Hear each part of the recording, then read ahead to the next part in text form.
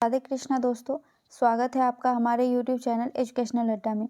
दोस्तों, हम लोग BSSC inter level practice set देख रहे थे, जिसमें हम लोगों ने प्रैक्टिस सेट नंबर 8 तक कवर कर लिया है। आज के सेट में हम लोग प्रैक्टिस सेट नंबर 9 को देखेंगे। तो अगर आप हमारे पहले के वीडियोस को नहीं देखे हैं तो उसे देख लीजिएगा, और अगर हमारे चैनल पर नए हैं तो सब्सक्राइब कर बेल आइकन को प्रेस कीजिए ताकि हमारे आने वाली सारी महत्वपूर्ण वीडियोस आप तक सबसे पहले पहुंचती रहे। आपका टाइम वेस्ट किए बिना चलिए स्टार्ट करते हैं आज के सेशन को। आज के सेशन का पहला प्रश्न है, दुनिया की सबसे महंगी करेंसी कौन से देश की है? तो दोस्तों, दुनिया की सबसे महंगी करेंसी कुवैती दिनार की है। तो इसका सही आंसर ऑप्शन नंबर ए हो जाएगा। आपको बता दें, कुवैती दिनार भारतीय रुपया के 267.36 रुपये के बराबर है। यानी कि कुवैती दिनार का एक दिनार भारतीय रुपया के 267 रुपये के बराबर है। अगला प्रश्न है, भारतीय योजनाओं के संदर्भ में निम्नलिखित कथनों पर विचार कीजिए। चलिए देख लेते हैं, पूछ रहा है इसमें से कौन सा कथन सत्य है। पहला कथन दिया हुआ है, द्वितीय पंचवर्षीय योजना ने भारी उद्योगों की स्थापना पर बल दिया, जो कि बिल्कुल सही है। दूसरा कथन दिया हुआ है, तृतीय पंचवर्षीय योजना ने औद्योगिकीकरण की रणनीति के रूप में आयात प्रतिस्थापन की अवधारणा को प्रारंभ किया। तो ये भी सही है, और इसमें से सत्य ही पूछ रहा था, तो दोनों कथन सत्य है, यानी कि ऑप्शन नंबर सी सही हो जाएगा। 1 और 2 दोनों सही है। अगला प्रश्न है, पंचायती राज्य से संबंधित निम्नलिखित कथनों में से कौन सा सही नहीं है? पूछ रहा है कौन सा सही नहीं है, तो चलिए देख लेते हैं। पहले ऑप्शन में दिया हुआ है, पंचायत व्यवस्था भारतीय ग्रामीण जीवन का युगों से एक अभिन्न अंग रहा है, जो कि बिल्कुल सही है। दूसरा है, 73वां संविधान संशोधन 15 अगस्त 1993 से प्रभावी हुआ, जो कि गलत है। दोस्तों, आपको बता दें, 73वां संविधान संशोधन 24 अप्रैल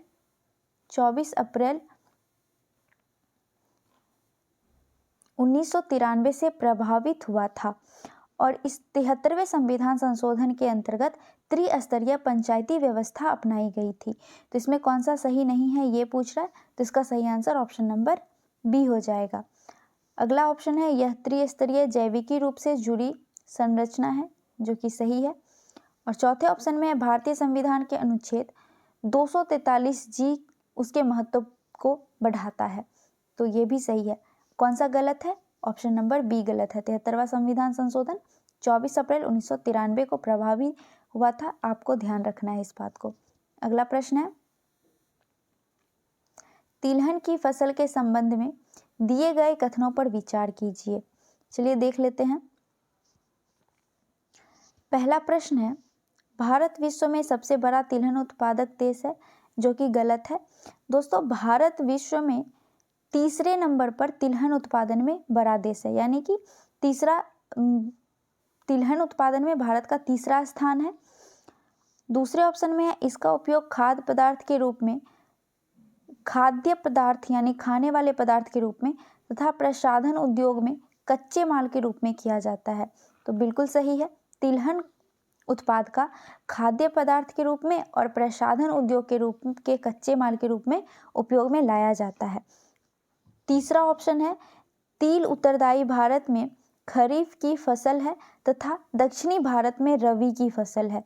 तो उत्तरी भारत में तिल खरीफ फसल के रूप में उगाया जाता है और दक्षिण भारत में रबी फसल के रूप में उगाया जाता है, जो कि बिल्कुल सही है। तो इसका सही आंसर हो जाएगा ऑप्शन नंबर डी, 2 व 3 सही है। अगला प्रश्न है, Steel Authority of India Limited SAIL के नए अध्यक्ष कौन बने हैं? तो दोस्तों, सेल के नए अध्यक्ष के रूप में अमरेंदु प्रकाश नियुक्त हुए हैं। कौन है? अमरेंदु प्रकाश। तो इसका सही आंसर ऑप्शन नंबर बी हो जाएगा। अगला प्रश्न है, भारतीय संविधान नागरिकों को कितने प्रकार के मौलिक अधिकार प्रदान करता है? तो भारतीय संविधान नागरिकों को टोटल 6 प्रकार का मौलिक अधिकार प्रदान करता है अभी वर्तमान में, लेकिन जब संविधान बनकर तैयार हुआ था उस समय मौलिक अधिकार 7 हुआ करते थे, जिसमें से छठा मौलिक अधिकार जो कि संपत्ति का अधिकार था, उसे मौलिक अधिकार से हटाकर कानूनी अधिकार बना दिया गया। इसका सही आंसर ऑप्शन नंबर सी हो जाएगा, 6। अगला प्रश्न है, किस भारतीय जलप्रपात में राजा, रानी, रॉकेट और रोरर नामक 4 अलग अलग झरने हैं। तो आपको बता दें दोस्तों, भारतीय जलप्रपात का जो जोग जलप्रपात है, जिसे हम गरशोप्पा जलप्रपात कहते हैं, जो कर्नाटक के सारवती नदी पर स्थित है, उसके अंतर्गत राजा, रानी, रॉकेट और रोरर नामक 4 अलग अलग झरने मौजूद हैं। तो इसका सही आंसर क्या हो जाएगा? ऑप्शन नंबर डी हो जाएगा, जोग जलप्रपात। अगला प्रश्न है, पूरा पाषाण काल में लोग कहाँ रहते थे? तो पूरा पाषाण काल में लोग पहाड़ी की कंदराओं में निवास करते थे। तो इसका सही आंसर ऑप्शन नंबर ए हो जाएगा। अगला प्रश्न है, संसार में सबसे बड़ा डेल्टा बनाती है? तो दोस्तों, संसार में सबसे बड़ा डेल्टा बनाने वाली नदी गंगा नदी है, जो कि सुंदरबन डेल्टा बनाती है, जो संसार की सबसे बड़ी डेल्टा है, जिसमें सुंदरी नामक पेड़ पाए जाते हैं। अगला प्रश्न है, बैडमिंटन का नेट जमीन से कितनी ऊंचाई पर रहता है? तो इसका सही आंसर ऑप्शन नंबर बी हो जाएगा, 1.55 मीटर जमीन से ऊपर रहता है बैडमिंटन का नेट। अगला प्रश्न है, निम्नलिखित कथनों में से कौन सा सही है? चलिए देख लेते हैं। पहले ऑप्शन में दिया हुआ है, भारतीय संविधान अध्यक्षात्मक है, जो कि गलत है। दूसरा है, भारत एक नाम मात्र का राजतंत्र है, ये भी गलत है। तीसरा दिया हुआ है, भारत एक कुलीन तंत्र है, ये भी गलत है। और चौथा है, भारत एक संसदात्मक प्रजातंत्र है, जो कि बिल्कुल सही है। तो इसका सही आंसर ऑप्शन नंबर डी हो जाएगा, भारत एक संसदात्मक प्रजातंत्र है, जिसे ब्रिटेन से ली गई है। अगला प्रश्न है, मर्रे डार्लिंग नदी बेसिन निम्न में से किस देश में है? तो मर्रे डार्लिंग नामक नदी ऑस्ट्रेलिया में बहती है, इसका सही आंसर ऑप्शन नंबर सी हो जाएगा। मर्रे डार्लिंग नदी दक्षिण महासागर में जाकर गिरती है। अगला प्रश्न है, संविधान के किस अनुच्छेद में राज्यों द्वारा प्राथमिक शिक्षा मातृभाषा में दिए जाने का प्रावधान है? इसका सही आंसर ऑप्शन नंबर सी हो जाएगा, अनुच्छेद 350 के 1 में राज्यों द्वारा प्राथमिक शिक्षा मातृभाषा में दिए जाने का प्रावधान किया गया है। आपको बता दें दोस्तों, भाषा की चर्चा भाग 17 में किया गया है और आर्टिकल नंबर 343 से 351 के बीच भाषा की चर्चा की गई है। अगला प्रश्न है, विश्व में सर्वप्रथम विधि संहिता बनाने वाला राजा था? तो सबसे पहले विधि संहिता बनाने वाला विश्व में जो राजा था, वो था हम्मुराबी। कौन था? हम्मुराबी, जो कि बेबीलोन का शासक था। तो इसका सही आंसर ऑप्शन नंबर ए हो जाएगा। लेकिन अगर भारत की बात करें, तो भारत में विधि संहिता बनाने वाला सबसे प्रथम जो राजा था, जिसे हम विधिवेता कहते हैं, वो मनु को माना जाता है भारत के अंतर्गत। अगला प्रश्न है, निम्नलिखित में से कौन से राष्ट्रपति लगातार 2 कार्यकाल के दौरान राष्ट्रपति पद पर बने रहे? तो इसका सही आंसर ऑप्शन नंबर सी हो जाएगा, डॉक्टर राजेंद्र प्रसाद भारत के लगातार 2 कार्यकाल के दौरान राष्ट्रपति पद पर बने रहे थे। अगला प्रश्न है, गुलाबों की लड़ाई हुई थी? तो गुलाबों की लड़ाई इंग्लैंड में हुई थी, इसका सही आंसर ऑप्शन नंबर सी हो जाएगा। अगला प्रश्न है, बुकर सम्मान से सम्मानित प्रथम भारतीय महिला कौन है? तो दोस्तों, बुकर सम्मान से सम्मानित प्रथम भारतीय महिला अरुंधति रॉय है, इसका सही आंसर ऑप्शन नंबर ए हो जाएगा, अरुंधति रॉय। अरुंधति रॉय के the God of small things नामक पुस्तक जो के लिए 1997 ईस्वी में बुकर पुरस्कार प्रदान किया गया था। अगला प्रश्न है, विश्व स्वास्थ्य संगठन WHO का मुख्यालय कहाँ है? तो WHO का मुख्यालय जिनेवा में स्थित है, इसका सही आंसर ऑप्शन नंबर डी हो जाएगा, जिनेवा। आपको बता दें दोस्तों, WHO की स्थापना 7 अप्रैल 1948 ईस्वी में हुई थी। अगला प्रश्न है, दिल्ली समझौते के दौरान ब्रिटिश भारत का वायसराय कौन था? तो दिल्ली समझौता, जिसे हम गांधी इरविन समझौता भी कहते हैं, इस समय ब्रिटिश भारत का वायसराय लॉर्ड इरविन था, इसका सही आंसर ऑप्शन नंबर डी हो जाएगा। दिल्ली समझौता 5 मार्च 1931 ईस्वी को हुई थी। अगला प्रश्न है, रूस का मैनचेस्टर किसे माना जाता है? तो दोस्तों रूस का मैनचेस्टर इवानोवो को माना जाता है। इसका सही आंसर ऑप्शन नंबर डी हो जाएगा, इवानोवो। दोस्तों मैनचेस्टर ब्रिटेन में है, जो कि सूती वस्त्र के लिए विख्यात है। अगला प्रश्न है, मानचित्र में नीले रंग का प्रयोग किसके प्रदर्शन में होता है? तो नीले रंग का प्रयोग मानचित्र में नदी के प्रदर्शन के रूप में होता है। तो इसका सही आंसर ऑप्शन नंबर सी हो जाएगा, नदी। अगला प्रश्न है, निम्नलिखित अभिलेखों में से किसमें कालिदास का नाम मिलता है? तो इसका सही आंसर ऑप्शन नंबर डी हो जाएगा, ऐहोल अभिलेख में कालिदास का नाम देखने को मिलता है। दोस्तों ऐहोल अभिलेख में भैरवी एवं महाकालेश्वर मंदिर की भी चर्चा की गई है। आपको बता दें, ऐहोल अभिलेख चालुक्य वंश के सबसे प्रतापी शासक पुलकेशिन द्वितीय ने बनाया था, जो कि वातापी में स्थित है। अगला प्रश्न है, वाकर कप का संबंध किस खेल से है? तो वाकर कप का संबंध गोल्फ से है। इसका सही आंसर ऑप्शन नंबर ए हो जाएगा। अगला प्रश्न है, मैं एक समाजवादी और गणतंत्रवादी हूँ और मुझे राजाओं और राजकुमारों में विश्वास नहीं है, यह वक्तव्य संबंधित है। तो दोस्तों यह जवाहरलाल नेहरू ने कहा था, मैं एक समाजवादी और गणतंत्रवादी हूँ और मुझे राजाओं और राजकुमारों में विश्वास नहीं है। आपको बता दें, यह कथन जवाहरलाल नेहरू ने अपने भाषण 1936 के लखनऊ अधिवेशन के दौरान जब भाषण दे रहे थे तब कहा था। अगला प्रश्न है, भारत में बेरोजगारी का प्रमुख कारण है? इसका सही आंसर ऑप्शन नंबर बी हो जाएगा, जनसंख्याओं में तीव्र वृद्धि भारत में बेरोजगारी का प्रमुख कारण है। आपको पता है दोस्तों, भारत में सबसे अधिक संरचनात्मक बेरोजगारी है और मुख्य बेरोजगारी की बात करें तो शिक्षित बेरोजगारी यहाँ की मुख्य बेरोजगारी है। अगला प्रश्न है, सांकेतिक मुद्रा व्यवस्था किसने लागू की थी? इसका सही आंसर ऑप्शन नंबर डी हो जाएगा, मोहम्मद बिन तुगलक के द्वारा सांकेतिक मुद्रा व्यवस्था लागू किया गया था। अगला प्रश्न है, बाजार नियंत्रण नीति पहली बार किसने अपनाया? तो इसका सही आंसर ऑप्शन नंबर सी हो जाएगा, अलादीन खिलजी के द्वारा बाजार नियंत्रण नीति पहली बार अपनाया गया था, जिसका मुख्य उद्देश्य साम्राज्य को नियंत्रित रखना एवं मंगोल आक्रमण से सुरक्षा प्रदान करना था। अगला प्रश्न है, निम्नलिखित में से कौन सा क्षेत्र टोडा जनजाति का मूल निवास स्थान है? इसका सही आंसर ऑप्शन नंबर डी हो जाएगा, नीलगिरी की पहाड़ी टोडा जनजाति का मूल निवास स्थान है। अगला प्रश्न है, हिंदी साहित्य का स्वर्ण युग किसके शासन काल में हुआ? तो हिंदी साहित्य का स्वर्ण युग अकबर के काल को कहा जाता है। अकबर ने अनुवाद विभाग की भी स्थापना की थी। इसका सही आंसर ऑप्शन नंबर ए हो जाएगा, अकबर।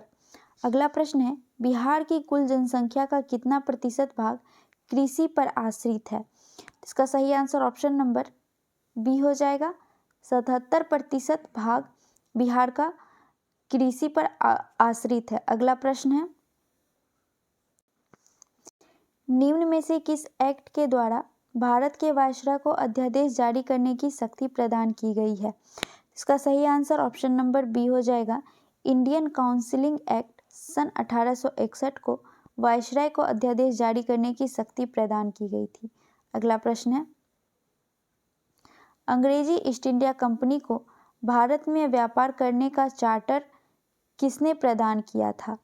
तो दोस्तों भारत में व्यापार करने का चार्टर अंग्रेज ईस्ट इंडिया कंपनी को महारानी एलिजाबेथ प्रथम के द्वारा प्रदान किया गया था 1600 ईस्वी में, जो कि 15 वर्षों के लिए कंपनी को एकाधिकार दे दिया गया था। तो इसका सही आंसर ऑप्शन नंबर बी हो जाएगा, महारानी एलिजाबेथ प्रथम। अगला प्रश्न है, म्यांमार कब आज़ाद हुआ था? तो म्यांमार दोस्तों भारत से 4 जनवरी 1948 ईस्वी को आज़ाद हुआ था। वैसे तो भारत सरकार अधिनियम 1935 के द्वारा ही वर्मा को भारत से अलग कर दिया गया था। आपको बता दें, म्यांमार का पुराना नाम वर्मा था। इसका सही आंसर ऑप्शन नंबर बी हो जाएगा, यानी कि म्यांमार 4 जनवरी 1948 ईस्वी को भारत से आज़ाद हुआ था। अगला प्रश्न है, भारतवर्ष में लॉर्ड कॉर्नवालिस ने कौन सी प्रथा प्रारंभ की थी? तो दोस्तों भारत में लॉर्ड कॉर्नवालिस ने अस्थायी बंदोबस्त प्रारंभ की थी। इसका सही आंसर ऑप्शन नंबर बी हो जाएगा। लॉर्ड कॉर्नवालिस के अस्थायी बंदोबस्त के तहत सबसे पहली बार 23 मार्च 1793 ईस्वी को बंगाल, बिहार और उड़ीसा में अस्थायी बंदोबस्त लागू कर दिया गया था। अगला प्रश्न है, बंगाल का प्रथम गवर्नर जनरल कौन था?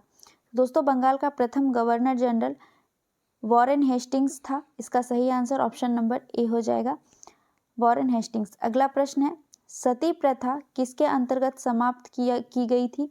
तो सती प्रथा का अंत बंगाल अधिनियम 17 के तहत समाप्त किया गया था। तो इसका सही आंसर ऑप्शन नंबर ए हो जाएगा। दोस्तों सती प्रथा का अंत राजा राम मोहन राय के सहयोग से विलियम बेंटिंक ने 1829 ईस्वी में समाप्त किया था। अगला प्रश्न है, मई 2023 में इसरो के द्वारा कौन सा नाविक उपग्रह को सफलतापूर्वक लॉन्च कर जियो सिंक्रोनाइज्ड ट्रांसफर ऑर्बिट में स्थापित किया गया था? तो इसका सही आंसर ऑप्शन नंबर बी हो जाएगा, NVS-01। अगला प्रश्न है,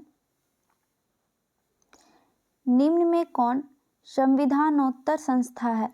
इसका सही आंसर हो जाएगा ऑप्शन नंबर सी यानी नीति आयोग। दोस्तों क्योंकि इसका उल्लेख संविधान में नहीं किया गया है इसलिए यह संविधानेतर है।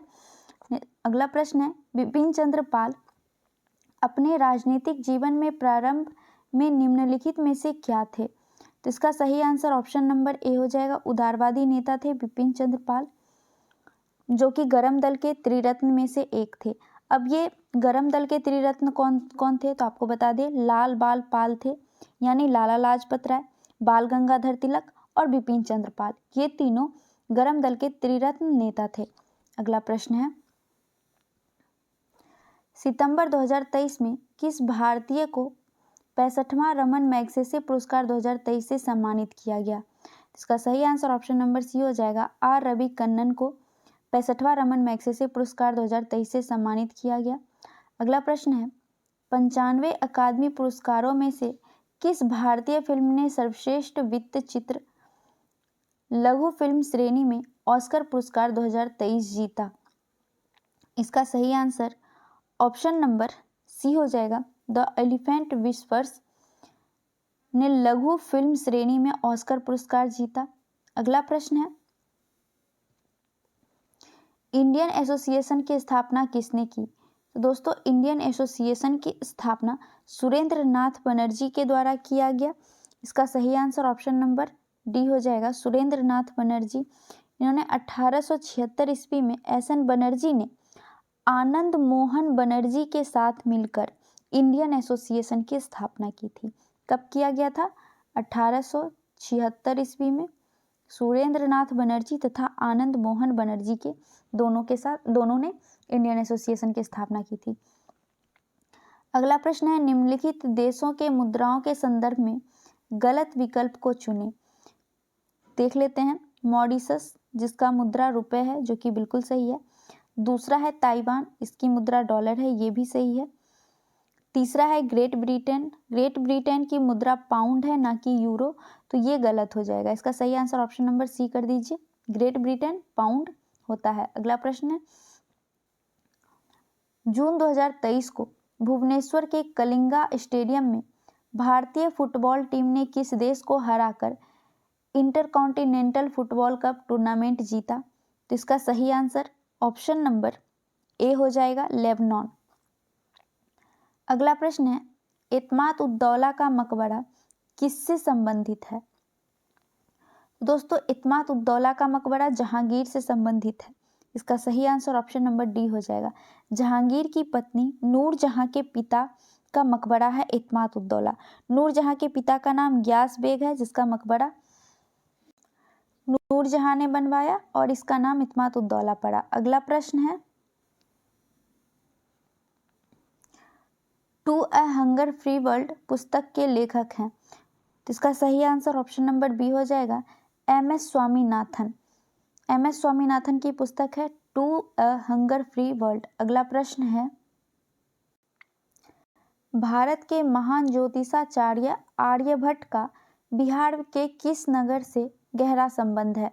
तो इसका सही आंसर ऑप्शन नंबर बी हो जाएगा, पाटलिपुत्रा। आर्यभट्ट पाटलिपुत्र के तारेगाना नामक जगह के निवासी थे।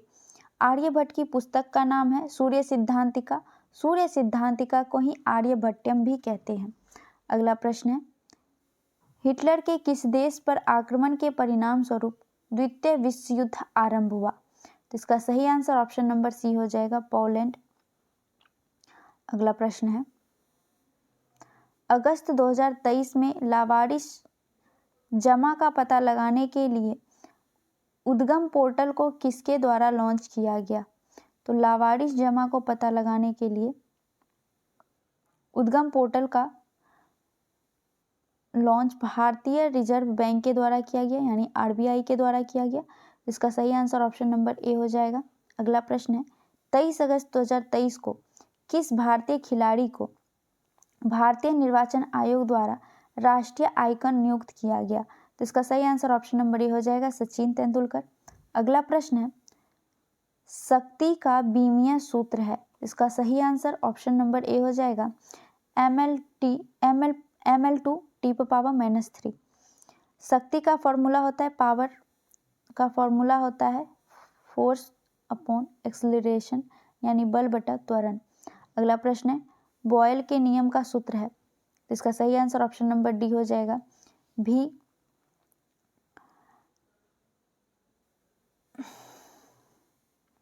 अगला प्रश्न है, 60 मिलीग्राम प्रति लीटर से कम सांद्रता वाले डैश युक्त पानी का आमतौर पर सौम्य माना जाता है। तो इसका सही आंसर हो जाएगा option number A, calcium carbonate.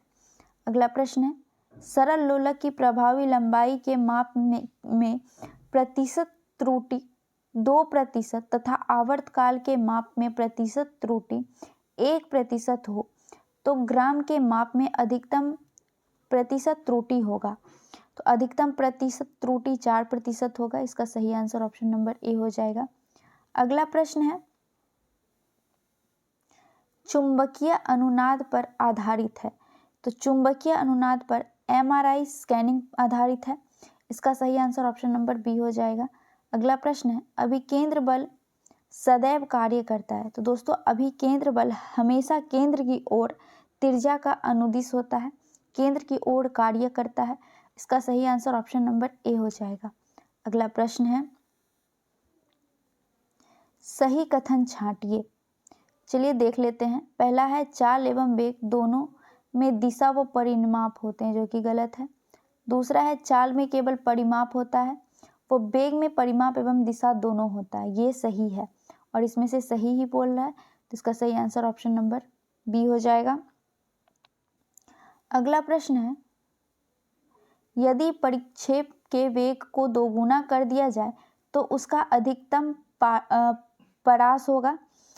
तो जब किसी परिक्षेप के वेग को दोगुना कर दिया जाता है तो उसका परास 4 गुना हो जाता है। इसका सही आंसर ऑप्शन नंबर बी हो जाएगा। अगला प्रश्न है,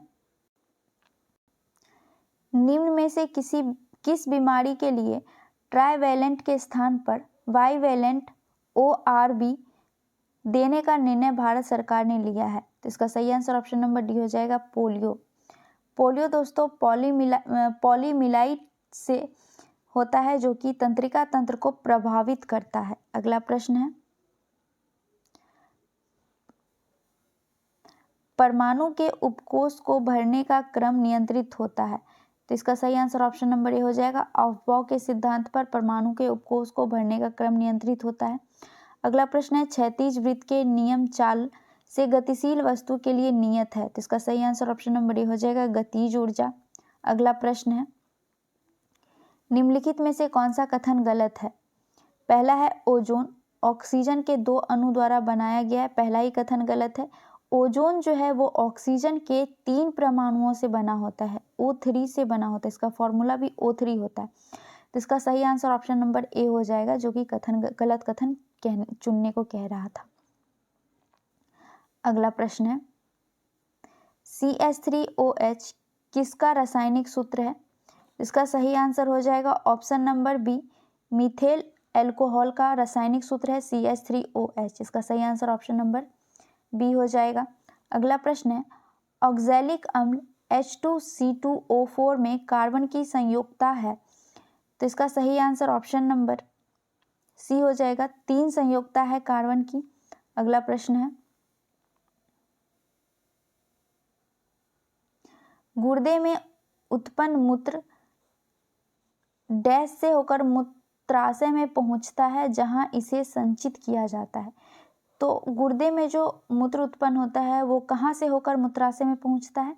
तो दोस्तों आपको बता दें मूत्र वाहिनी से होकर यह मूत्राशय में पहुंचता है और यहाँ संचित होता है। तो इसका सही आंसर ऑप्शन नंबर ए हो जाएगा और फिर मूत्र मार्ग के द्वारा यह बाहर आ जाता है। आपको बता दें मूत्र में जो दुर्गंध होता है वह अमोनिया के कारण होता है। अमोनिया जब बाहर आता है मूत्र के साथ तो वो यूरिया में बदल जाता है और हमें दुर्गंध होता है।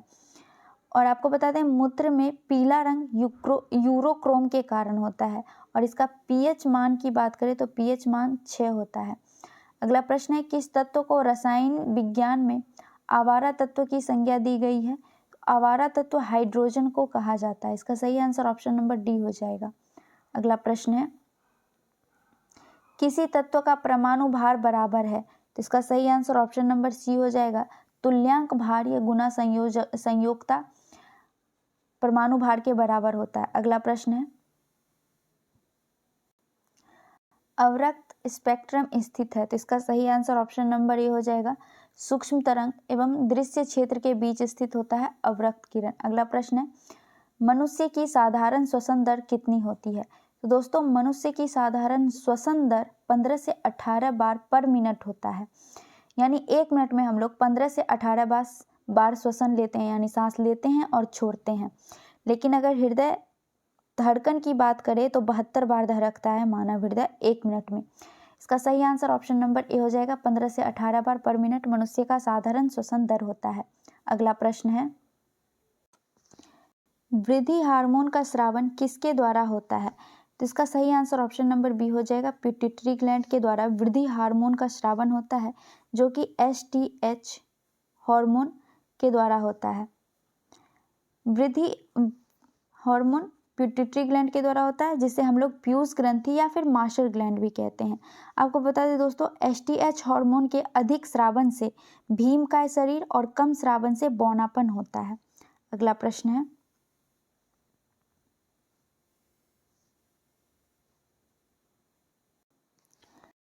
सही सुमेलित युग्म का चयन कीजिए।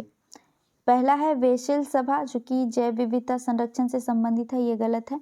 वेशेल सभा जो है यह खतरनाक अपशिष्ट पदार्थों के नियंत्रण से संबंधित है। क्योटो प्रोटोकॉल जलवायु परिवर्तन से संबंधित है, ये बिल्कुल सही है। इसका सही आंसर ऑप्शन नंबर बी हो जाएगा। अगला देख लेते हैं मॉन्ट्रियल प्रोटोकॉल। मॉन्ट्रियल प्रोटोकॉल ये ओजोन परत के संरक्षण से संबंधित है, ना कि ग्लोबल वार्मिंग से। और चौथा है रामसर सभा। रामसर सभा यह नमीन युक्त भूमि से संरक्षण है, संरक्षण से संबंधित है, ना कि भौमिक जल प्रदूषण से। तो रामसर साइट हो गया, रामसर सभा दलदलीय क्षेत्र से संबंधित है। अगला प्रश्न है लैंगरहैंस के द्वीप जो कि इंसुलिन का स्रावन करते हैं स्थित होता है। तो दोस्तों लैंगरहैंस अग्नाशय में स्थित होता है। लैंगरहैंस के बीटा सेल से इंसुलिन का स्रावन होता है जो हमारे डायबिटीज को कंट्रोल करता है। तो इसका सही आंसर ऑप्शन नंबर डी हो जाएगा, अग्नाशय। अगला प्रश्न है किस हार्मोन द्वारा हृदय स्पंदन तथा रुधिर दाब बढ़ जाते हैं? तो दोस्तों इसका सही आंसर हो जाएगा option number B, adrenaline hormone के द्वारा हृदय स्पंदन और रुधिर दाब बढ़ जाते हैं। एड्रेनलिन हार्मोन को लरो एवं उरो हार्मोन के नाम से भी जानते हैं जो कि अधिवृक्क ग्रंथि से निकलता है। अगला प्रश्न है बीसीजी का टीका नवजात शिशु को कितने दिनों के भीतर लगाना चाहिए? तो बीसीजी का टीका नवजात शिशु को 6 माह के भीतर लगाया जाना चाहिए। इसका सही आंसर ऑप्शन नंबर ए हो जाएगा, 6 माह। BCG का फुल फॉर्म होता है बेसिलस कॉलमेटस ग्यूरीन, जिसके अंदर टेटनस, काली खांसी और डिप्थीरिया का टीका होता है यह। अगला प्रश्न है, सर्वाधिक क्रियाशील हैलोजन है। तो दोस्तों सर्वाधिक क्रियाशील हैलोजन फ्लोरीन है। इसका सही आंसर ऑप्शन नंबर डी हो जाएगा, जो कि सबसे अधिक विद्युत ऋणात्मक भी होता है। तो दोस्तों हमारा आज का सेशन यहीं तक था। बाकी आगे का सारा प्रश्न मैथ और रीजनिंग का दिया हुआ है, जिसे हम मैथ और रीजनिंग के सेक्शन में कवर करेंगे। तो हमारा आज का सेशन यहीं तक था। वीडियो कैसी लगी कमेंट में ज़रूर बताइएगा, अपने दोस्तों से शेयर कीजिएगा, और अगर हमारे चैनल पर नए हैं तो हमसे जुड़े रहने के लिए सब्सक्राइब कर बेल आइकन को प्रेस कीजिए, ताकि हमारे आने वाली सारी महत्वपूर्ण वीडियोस आप तक सबसे पहले पहुंचती रहे। मिलते हैं नेक्स्ट सेशन में नेक्स्ट वीडियो के साथ। तब तक के लिए जय हिंद।